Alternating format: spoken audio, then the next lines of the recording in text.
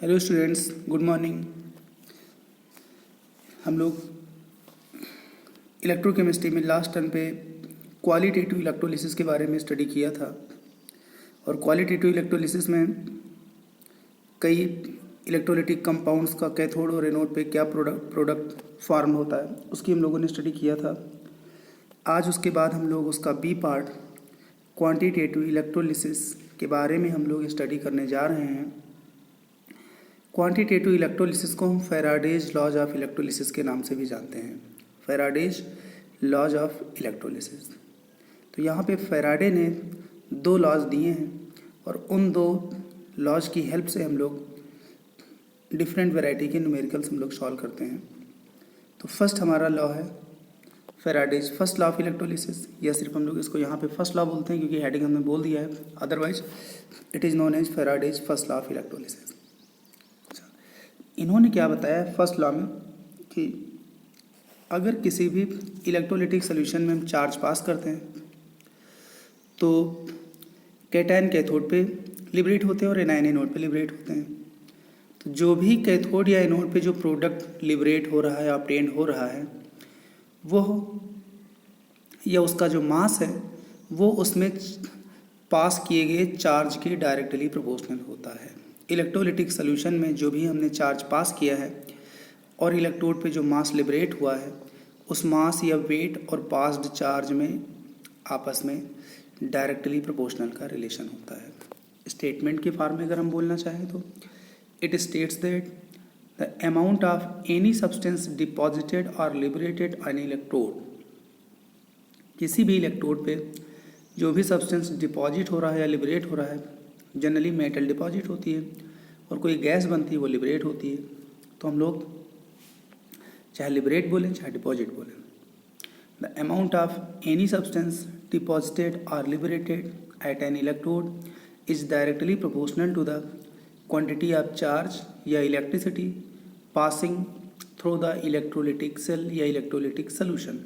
उस electrolytic solution में या उस इलेक्ट्रोलाइटिक सेल में जो भी हमने चार्ज पास किया है या इलेक्ट्रिसिटी पास किया है वो वेट उसके डायरेक्टली प्रोपोर्शनल होता है।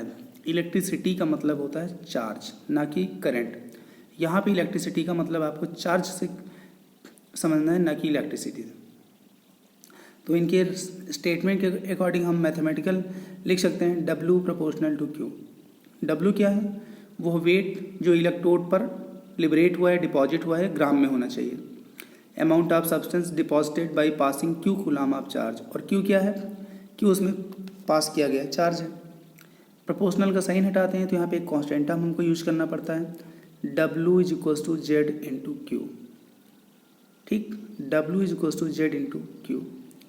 मान लो हमने चार्ज डायरेक्टली नहीं दिया, ये क्वेश्चन में चार्ज डायरेक्टली नहीं दिया हुआ है और आपसे ये बताया गया है कि भाई इतने एम्पियर की करंट इतने सेकेंड के लिए पास की गई है। तो आप Q की प्लेस पे I इंटू टी पुट कर सकते हो। Q charge means charge is the product of current into time.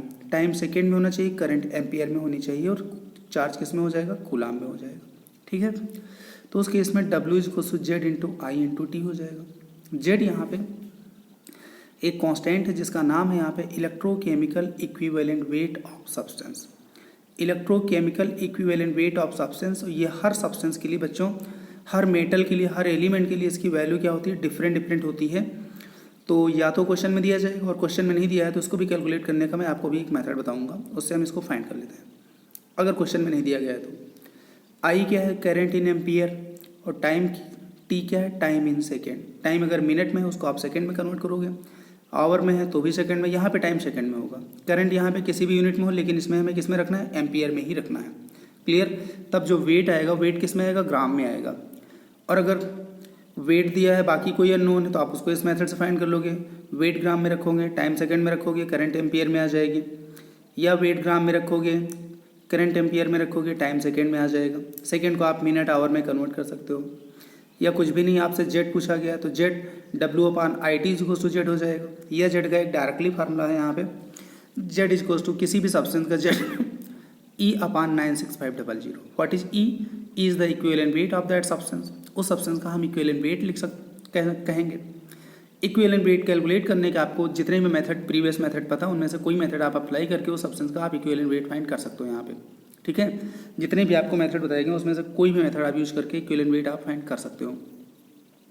अच्छा, जब हम जेड की वैल्यू E/96500 यहाँ पे पुट कर सकते हैं तो ये हमारा फार्मूला हो जाएगा W=E/96500 into I into T. Clear. तो ये हो गया first law of electrolysis, that is Faraday's first law of electrolysis. अब इनका हम लोग सेकेंड लॉ देख लेते हैं। सेकेंड लॉ में इन्होंने क्या बताया हुआ है, तो सेकेंड लॉ में इन्होंने बताया ये है कि अगर एक से ज़्यादा इलेक्ट्रोलिटिक सोल्यूशन ठीक सीरीज में कनेक्ट कर दिए जाएं और सभी में सेम करंट सेम टाइम के लिए पास की जाए, सेम करंट सेम टाइम के लिए पास की जाए, या सेम चार्ज सब में सेम चार्ज पास किया जाए, तो उसमें इलेक्ट्रोड पे जो भी सब्सटेंस लिबरेट होता है, हर इलेक्ट्रोलिटिक सेल में हर जो इलेक्ट्रोड होगा उस पर सब्सटेंस डिपॉजिट होगा या लिबरेट होगा, वो सब्सटेंस अपने इक्विवेलेंट वेट के डायरेक्टली प्रोपोर्शनल होता है। वो जो सब्सटेंस लिबरेट हुआ उसका जो वेट लिबरेट हुआ या वेट प्रोड्यूस हुआ उसका वेट उसी सब्सटेंस के इक्विवेलेंट वेट के डायरेक्टली प्रोपोर्शनल होता है।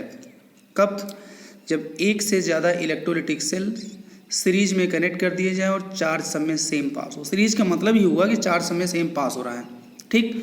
अगर सीरीज में कनेक्ट कर दिया तो इसका मतलब ज़रूरी नहीं कि आप ये बोलो कि चार्ज सेम पास हो रहा है।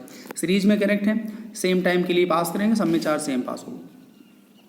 स्टेटमेंट के फॉर्म में इसको बोलना चाहिए, when same quantity of electricity is passed through different electrolytes which are connected in series, the amount of different substances produced at electrodes is directly proportional to their respective equivalent weights. अपने respective equivalent weights के क्या होंगे? Directly proportional होंगे। जैसे मान लो दो substance है हमारे पास A और B, when two substances A and B in two different electrolytic cells are connected in series. मान लो एक हमारा है कॉपर का इलेक्ट्रोड, कॉपर सल्फेट के सोल्यूशन में डिप कर दिया। दूसरा B हमारा है सिल्वर का इलेक्ट्रोड, सिल्वर नाइट्रेट सोल्यूशन में डिप कर दिया। दोनों सोल्यूशन को हमने कनेक्ट कर दिया सीरीज में, तो कॉपर सल्फेट से कॉपर डिपॉजिट होगा कॉपर रॉड पे, और सिल्वर नाइट्रेट से सिल्वर डिपॉजिट होगा सिल्वर रॉड पे। तो जो वेट ऑफ कॉपर होगा वो कॉपर के इक्विवेलेंट वेट के डायरेक्टली प्रोपोर्शनल होगा, और जो वेट ऑफ सिल्वर होगा वो सिल्वर के इक्विवेलेंट वेट के डायरेक्टली प्रोपोर्शनल होगा। तो यहाँ पे W directly proportional to equivalent weight, WA directly proportional to equivalent weight of A, WB directly proportional to equivalent weight of B। दोनों को अगर हम डिवाइड कर देंगे तो हमारे पास एक रिलेशन आ जाएगा, weight of A upon weight of B is equals to equivalent weight of A upon equivalent weight of B। Clear student? यहाँ पे एक नोट आपको मैं बता रहा हूँ बच्चों, 1 gram equivalent weight of a substance is deposited by passing 1 Faraday of electricity. किसी भी सब्सटेंस में 1 फैराडे इलेक्ट्रिसिटी अगर पास करोगे तब उसमें जो भी सब्सटेंस डिपॉजिट होगा उसके मास को हम लोग बोलेंगे 1 ग्राम इक्विवेलेंट। ये आपको याद रखना है। तो 1 gram equivalent of a substance is deposited by passing 1 Faraday of electricity in an electrolytic solution. अब यहाँ पे एक क्वेश्चन उठता है, भाई ये 1 फैराडे क्या है? 1 फैराडे हम लोग देख लेते हैं। 1 Faraday it is denoted by 1F, और है क्या? It is the charge present in coulomb on 1 mole electrons. 1 mole electrons का चार्ज जो कूलाम में होता है उसको हम लोग बोलते हैं 1 Faraday. It is the charge present in coulomb on 1 mole electron. 1 mole electron का चार्ज जो कूलाम में होता है उसको 1 फैराडे बोलते हैं। कैसे फाइंड करेंगे? We know that since 1 electron positive charge 1.6 into 10⁻⁻19 coulomb, minus है वो नेचर है, उसको हमें यहाँ लिखने की जरूरत नहीं है। देयरफॉर 1 मोल electrons positive charge 1.6 into 10⁻⁻19 into 6.022 into 10⁻23 coulomb. ये कैलकुलेशन करने के बाद नियरली वैल्यू आएगी 96487 कूलाम, और इसको हम कैलकुलेशन में जो फेमस फॉर्म है इसको लिखते हैं 96500। 96487 को 96500 कूलाम लिखते हैं, तो 96500 कूलाम को ही 1 फैराडे बोलते हैं। That is 1 Faraday is equals to 96500 coulomb. Clear students? 1 Faraday is equals to 96500 coulomb. ठीक, अब इसके बाद हम बच्चों कुछ और भी इस फार्मूले को थोड़ा आगे बढ़ाते हैं। कैसे? हमने दो लॉ पढ़े, फर्स्ट लॉ और सेकेंड लॉ। फर्स्ट लॉ में हमने पढ़ा W प्रोपोर्शनल टू Q, और सेकेंड में हमने क्या पढ़ा? W proportional to equivalent weight of any substance. Clear? दोनों को अगर हम कंबाइन कर दें तो हमारा हो जाएगा W directly proportional to Q into equivalent weight. W directly proportional to Q into equivalent weight. लेकिन यहाँ पे हमने डायरेक्टली प्रोपोर्शनल का जो साइन है उसको हटा के हमने एक स्टेप डायरेक्ट हमने बढ़ा दिया है। उस प्रोपोर्शनल का साइन हटाओगे तो उसकी वैल्यू हो जाएगी 1/f के बराबर। किसके इक्वल? 1/f के। तो हमने फार्मूला कंप्लीट लिख दिया, W is equals to Q into equivalent weight upon Faraday. ठीक, और 1 फेराडे क्या होता है? 96500। तो 1/f फेराडे क्या होगा? 1/96500। ठीक है। अच्छा बच्चों, ये जो वेट है इक्विवेलेंट वेट अगर नीचे आएगा तो इधर तो वेट के नीचे आ जाएगा, तो ये हो जाएगा वेट अपॉन इक्विवेलेंट वेट, और यहाँ पे क्या हो जाएगा? Q/F। तो देखो यहाँ पे मैंने लिखा हुआ है weight upon equivalent weight is equals to Q/F। Weight upon equivalent weight is equals to Q/F। Weight gram में होगा, जैसा कि इस फार्मूले में रिलेशन में W ग्राम में है। तो वेट अगर ग्राम में है और उसको इक्विवेलेंट वेट से डिवाइड करो तो इस रेशियो को बच्चों हम लोग बोलते हैं नंबर ऑफ ग्राम इक्विवेलेंट। ये मोल कॉन्सेप्ट से हम लोग पढ़ते चले आ रहे हैं। Weight in gram upon equivalent weight, weight in gram upon equivalent weight, इसको हम क्या बोलते हैं? Gram equivalent, number of gram equivalent. और कूलाम में चार्ज दिया हो, क्यों? कूलाम में ही तो है। कूलाम में चार्ज दिया हो और उसको फेराडे से डिवाइड कर दो तो वो आ जाएगा नंबर ऑफ फेराडे। क्या आ जाएगा? Number of Faraday. 1 Faraday, 2 Faraday, 3 Faraday, half Faraday, 1/2 Faraday, 1/3 Faraday, कुछ भी। अब यहाँ पे number of gram equivalents is equal to होता है number of Faraday of electricity.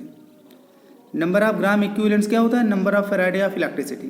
क्योंकि ये नंबर ऑफ ग्राम इक्विवेलेंट है, number of Faraday of electricity, तो इसका मतलब ये दोनों बराबर होते हैं। तो अगर 1 ग्राम इक्विवेलेंट है तो 1 फेराडे होगा, 2 ग्राम इक्विवेलेंट है तो 2 फेराडे होगा। इसीलिए मैंने भी थोड़ी देर पहले बताया था 1 फेराडे इलेक्ट्रिसिटी से कितना सब्सटेंस डिपॉजिट होता है? 1 ग्राम इक्विवेलेंट। कितना? 1 ग्राम इक्विवेलेंट, या 1 gram equivalent of any substance is equals to 1 Faraday of electricity. 1 gram equivalent of any substance is equals to 1 Faraday of electricity. अब हम यहाँ पे कुछ क्वेश्चंस की प्रैक्टिस कर लेते हैं। प्रॉब्लम नंबर 1 है 1 Faraday of electricity is pass through 10 litre of a solution of an aqueous solution of NaCl। Calculate the pH of solution. अच्छा, pH ऑफ सोल्यूशन के लिए हमें देखो, हमें याद ये रखना है कि हमने इसके पहले वीडियो लेक्चर में बताया हुआ था आपने कि जब NaCl की इलेक्ट्रोलिसिस कराते हैं, NaCl की जब इलेक्ट्रोलिसिस कराते हैं तो कैथोड पे हमें सोडियम मेटल मिलता है, एनोड पे हमें कैथोड पे हमें हाइड्रोजन गैस मिलती है, एनोड पे हमें क्लोरीन गैस मिलती है। कैथोड पे हमें हाइड्रोजन गैस मिलती है और एनोड पे हमें क्लोरीन गैस मिलती है।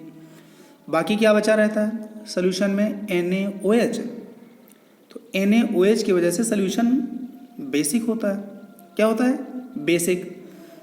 अब बेसिक होता है, उसका pH हमें फाइंड करना है, तो पहले हम उसकी OH minus ion concentration find कर लेंगे, उसके बाद उसका हम pH फाइंड कर लेंगे। सबसे पहले उसकी OH माइनस आयन कंसनट्रेशन, फिर उसका pH। तो aqueous NaCl on electrolysis gives Cl2 at anode, hydrogen gas at cathode and OH minus ions in the solution। Na plus और OH माइनस आयन दोनों ही सोल्यूशन में प्रेजेंट होते हैं। तो 1 Faraday का मतलब क्या होता है? 1 gram equivalent of H2, 1 gram equivalent of Cl2 और 1 gram equivalent of OH minus ion भी वहाँ पे रहेगा। तो concentration of OH minus ion number of equivalent upon volume in litre होता है। Concentration of OH minus ion number of equivalent upon volume of solution in litre. भाई 1 Faraday पास किया गया है तो 1 इक्विवेलेंट OH माइनस आयन होगा। तो equivalent कितने हो गए? 1। वॉल्यूम ऑफ सोल्यूशन 10 लीटर है, तो 1/10 ये हो गया normality of OH minus ion 1/10 that is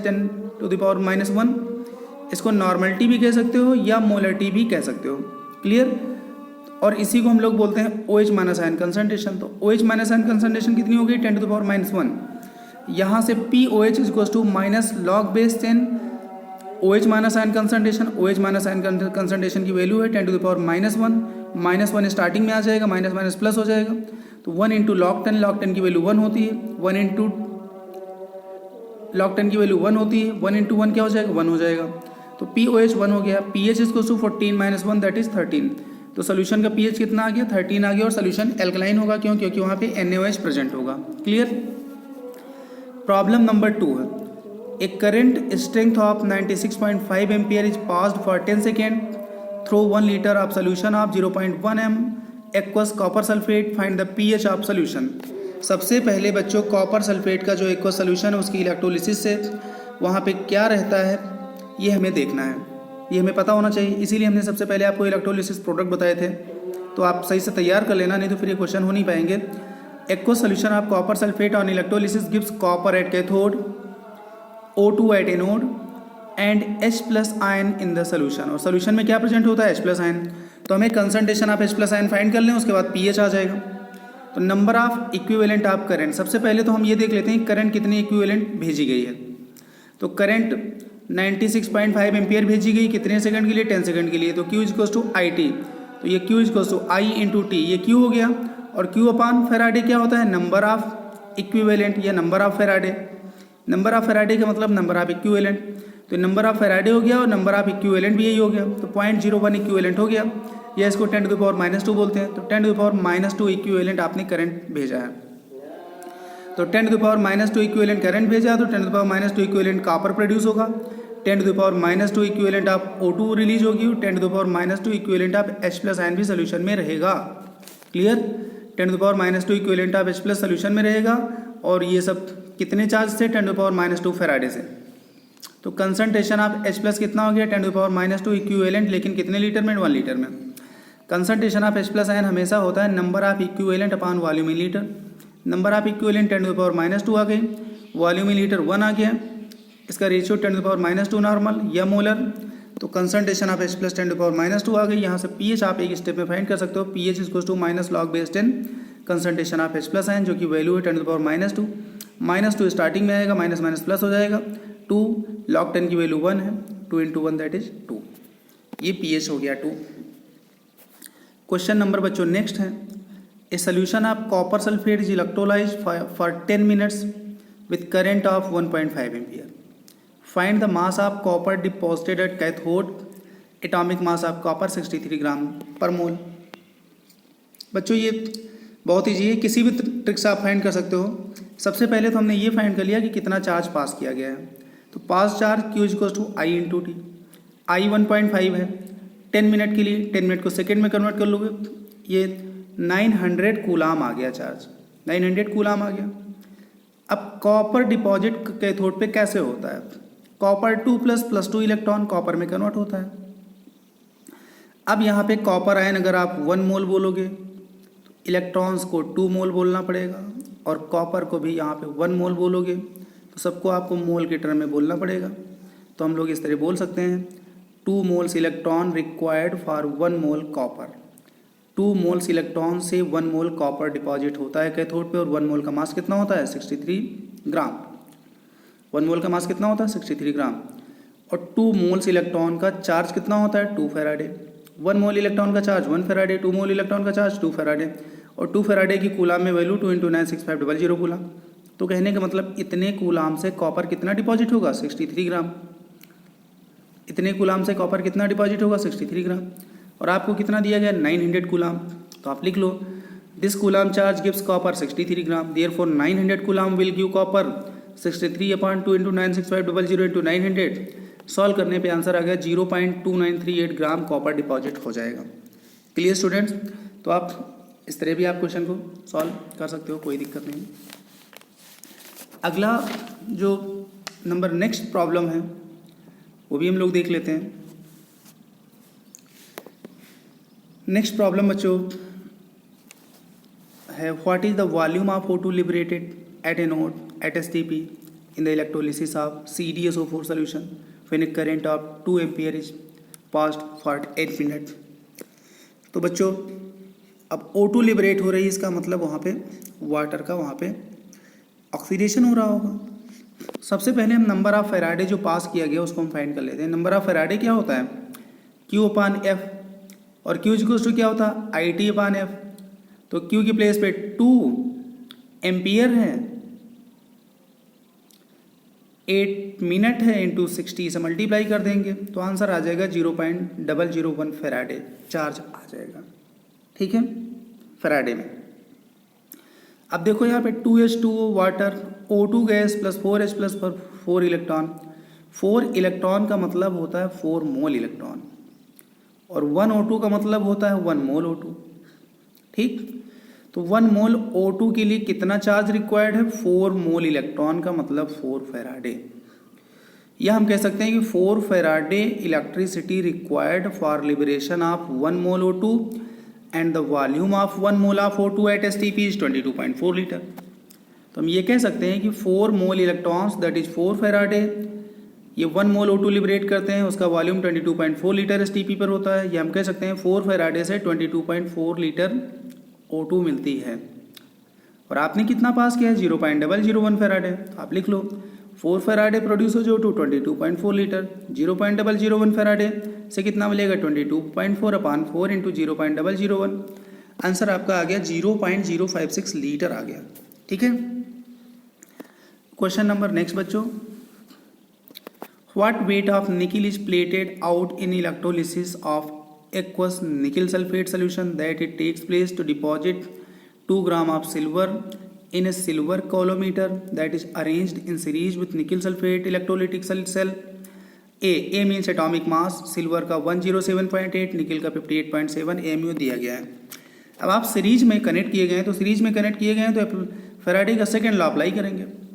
wait of nickel directly proportional to equivalent weight of nickel, weight of silver directly proportional to equivalent weight of silver, या weight of nickel upon weight of silver equivalent weight of nickel upon equivalent weight of silver. अच्छा, यहाँ पे equivalent weight of निकल हम अलग से find कर लेंगे। एटॉमिक मास अपान इन फैक्टर, निकल पे चार्ज कितना होता है? +2 होता है, तो इसका इन फैक्टर 2 हो गया। एटॉमिक मास अपान 2, इसका इक्विवेलेंट वेट हो गया। सिल्वर का इक्विवेलेंट वेट क्या होता है? इसका atomic mass upon in factor, atomic mass 107.8 upon in factor 1। Wait of निकल फाइंड करना है। वेट ऑफ सिल्वर बच्चों दिया गया है 2 ग्राम, देखो यहाँ पे दिया गया 2 ग्राम सिल्वर, तो वेट ऑफ निकल यहाँ से क्या आ जाएगा? Equivalent weight of nickel upon equivalent weight of silver into wait of silver, equivalent weight of nickel upon equivalent weight of silver into wait of silver. ये दोनों की वैल्यू पुट कर दिया, आंसर आ गया आपका 0.5445 ग्राम ऑफ निकल deposit होगा। ठीक है, तो इस तरह हम लोग बच्चों आसानी से क्वेश्चन सॉल्व कर लेंगे, लेकिन पहले हमें फार्मूले और कॉन्सेप्ट हमें याद होना चाहिए। बिना कॉन्सेप्ट और फार्मूले याद के क्वेश्चन मत स्टार्ट करना, पहले आप पूरे फार्मूले और पूरा कॉन्सेप्ट, उसके बाद क्वेश्चन। प्रॉब्लम अगली है, 100 ml 0.3 m Fe3 plus aqueous ions were electrolyzed by charge 0.072 Faraday. In electrolysis, metal was deposited and O2 gas was evolved. At the end of electrolysis, it is desired to oxidize the unelectrolyzed metal ion. Fe3+ electron Fe2+ में convert होता है, और Fe2+ further 2 electron लेके Fe में convert होता है। पूछा गया है the moles of Fe2+ ions left unelectrolyzed in the solution is, Fe2+ के कितने मोल्स बचे रहेंगे अनइलेक्ट्रोलिसिस, ये हमें देखना है। क्वेश्चन बहुत ईजी है, बस आपको ट्रिक से सॉल्व करना है। यहाँ पे 100 ml 0.3 m Fe आयन है, तो आप इनके number of millimoles find कर सकते हो। आपको याद होगा नंबर ऑफ मिली मोल्स का फार्मूला क्या होता है? Molarity into volume in millilitre number of millimoles. Number of milli moles of Fe3+ molarity into volume in ml, molarity 0.3, volume 100 ml, 30 milli moles हैं Fe3+ के। अच्छा, charge कितना पास किया गया? 0.072 फैराडे, 0.072 फैराडे। अच्छा, इसको अगर मिली मोल में कन्वर्ट करना है तो इंटू 10³ से मल्टीप्लाई कर दोगे तो ये मिली फैराडे आ जाएगा। क्या आ जाएगा? मिली फैराडे। तो हम सब कुछ मिली में ही रखना चाहेंगे तो चार्ज भी मिली फैराडे में कन्वर्ट कर लेंगे, कोई दिक्कत बात। 72 मिली फैराडे आ गया। अब पहली Fe3+ Fe2+ में कन्वर्ट होता है, ठीक है। Number of milli moles Fe3+ के टोटल सोल्यूशन में कितने? 30 हैं। Fe3+ प्लस इलेक्ट्रॉन Fe2+ में कन्वर्ट होता है, तो यहाँ पे कह सकते हैं 1 मोल Fe3+ by accepting 1 mole electron converts into 1 mole Fe2+। आप इसको मिली मोल में कन्वर्ट कर सकते हो। 1 मिली मोल Fe3+ 1 मिली मोल चार्ज से 1 मिली मोल Fe2+ देता है। तो यहाँ पे रूल है 30 मिली मोल्स ऑफ Fe3+। अगर यहाँ पे 30 मिली मोल Fe3+ है तो यहाँ पे भी चार्ज भी 30 मिली फैराडे होगा और फिर ये 30 मिली मोल्स Fe2+ फॉर्म होंगे। तो 30 मिली moles of Fe3+ requires 30 milli Faraday and 30 milli moles of Fe2+ are form. Clear भाई, 1 मिली मोल से 1 मिली मोल चार्ज 1 मिली मोल इसके बनेंगे। तो 30 मिली मोल Fe3+ है तो उसके लिए 30 मिली फैराडे चार्ज रिक्वायर्ड होगा और 30 मिली मोल Fe2+ भी क्या होंगे, फॉर्म होंगे। अब आगे देखो, जबकि हमारे पास यहाँ पे टोटल Fe3+ कितने हैं 30 मिली मोल्स और टोटल चार्ज कितना है 72 मिली फैराडे है। तो सेकेंड पॉइंट है यहाँ पे मिली फैराडे लेफ्ट। भाई टोटल हमारे पास 72 फैराडे था चार्ज जो पास किया गया था, जिसमें से 30 मिली फैराडे 30 मिली मोल Fe3+ को 30 मिली मोल Fe2+ में कन्वर्ट होने में यूटिलाइज हो गए। तो कितने मिली फैराडे बचे 72 माइनस 30 42 मिली फैराडे बचे। ठीक, अब इसके बाद Fe2+ प्लस 2 इलेक्ट्रॉन Fe। अब इसके बाद यहाँ पे 1 मोल Fe2+ 2 मोल चार्ज के साथ 1 मोल Fe देता है। क्लियर। अब टोटल हमारे पास Fe3+ जो भी थे, ठीक है, 30 मिली मोल से 30 मिली मोल कन्वर्ट हो गए 30 मिली मोल Fe2+ में। किस में कन्वर्ट हो गए 30 मिली मोल Fe2+ में। तो अब हमारे पास Fe2+ कितने 30 मिली मोल है। अच्छा 30 मिली मोल के लिए, ठीक है, बताओ यहाँ पे 1 मिली मोल के लिए 2 मिली फैराडे लगता है, लिखा हुआ है सिंस 2 मिली फैराडे इलेक्ट्रोलाइट 1 मिली मोल Fe2+। ठीक, तो यहाँ पे 42 मिली फैराडे है, देयरफॉर 42 मिली फैराडे इलेक्ट्रोलाइट 21 मिली मोल Fe2+। भाई 2 मिली फैराडे 1 मिली मोल को रिड्यूस कर रहा है, तो 42 मिली फैराडे जो हमारे पास चार्ज बचा है वो कितने को करेगा 21 मिली मोल Fe2+ को रिड्यूस करेगा। 21 मिली मोल Fe2+ को रिड्यूस करेगा, जबकि हमारे पास हैं कितने 30। इसके पहले की स्टेप में कितने हैं 30 मिली मोल Fe2+ बने हुए थे। 32 मिली मोल जो Fe2+ बने हुए थे उसमें से 21 मिली मोल Fe2+ क्या हो गया, रिड्यूस हो गए। कितने बचे milli moles of Fe2+ left 30 minus 21 that is 9 milli moles. अच्छा 9 मिली मोल्स को मोल में कन्वर्ट करोगे 10⁻³ से मल्टीप्लाई कर दोगे, जिस आ जाएगा 0.009 मोल्स आ जाएगा। अच्छा ये जो ऑप्शन अपना आपका है वो ए मैच कर रहा है, तो ए आपका आंसर होगा। तो ये बच्चों कुछ न्यूमेरिकल्स थे फैराडेज फर्स्ट और सेकेंड लॉ ऑफ इलेक्ट्रोलिसिस में। तो इनको आप अपने हिसाब से अपने आप सॉल्व करना ट्राई करना, लेकिन सबसे पहले आपको पूरी थ्योरी एक बार रिवाइज कर लेना, पूरी तरह से लर्न कर लेना, उसके बाद आप इसमें न्यूमेरिकल के लिए ट्राई करोगे और जो न्यूमेरिकल नहीं आएंगे वो आप हमसे पूछोगे। तो आज के लिए बस एनफ है। इसके आगे हम लोग बच्चों अपने नेक्स्ट वीडियो लेक्चर में हम स्टडी करेंगे कंडक्टेंस ऑफ इलेक्ट्रोलिटिक सोल्यूशन। ये आज का टॉपिक सही से तैयार कर लेना और इस यूट्यूब चैनल को आप लोग लाइक कर देना, सब्सक्राइब कर देना और शेयर कर देना। Thank you, very good.